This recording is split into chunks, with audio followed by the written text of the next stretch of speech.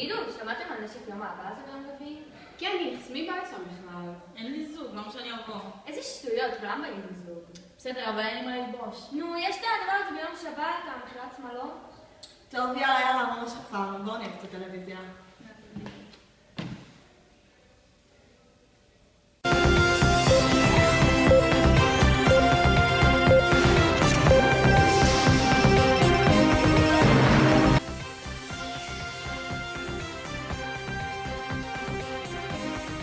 שלום, והנה החדשות מפי יונית לוי. נשף יום האהבה יתקיים ביום רביעי, ה-12 בפברואר, באולם הספורט בכפר הנוער יואנה ז'בוטינסקי. תודה וערב טוב. אוי, נו, למי יש כוח לזה? סבטלנה, את יודעת כמה שזה חשוב לי, בדיוק כמו שזה חשוב לך, ואני יודע ששנה שעברה מיכאל ויורה לקחו את הניצחון, אבל הפעם אני הלכתי לחנות אדידס היוקרתית ביותר, ואני בחרתי את החליפה הכי טובה, ואנחנו ננצח בזה הפעם, אני מבטיח לך, נלך בזה ביחד. או בוריס. שמעתי שבוריס קנה את החליפה הכי יקרה מאדידס. אני לא מאמינה שזה קורה לנו. אתה חייב ללכת לדיאדורה. שמעתי שגם ישי קונה משם לנשף.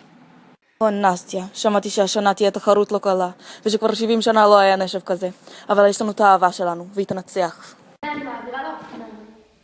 ועכשיו תראו את קריסטינה ואשלי מציגות את הקולקציה החדשה של דולצ'ה אנד גבאנה, שתהיה מחר במכירת השמלות לנשף יום האהבה, ב13:30 במשחק במונה. עכשיו תראו את הסמלה הוורודה עם הפרחים והעיטורים שהוצבה במיוחד למלכת הנשף. מיד אחריה קריסטינה תציג את שאר הקולקציה. קולקציה הורסת, אל תפספסו. מס כבר, יואו.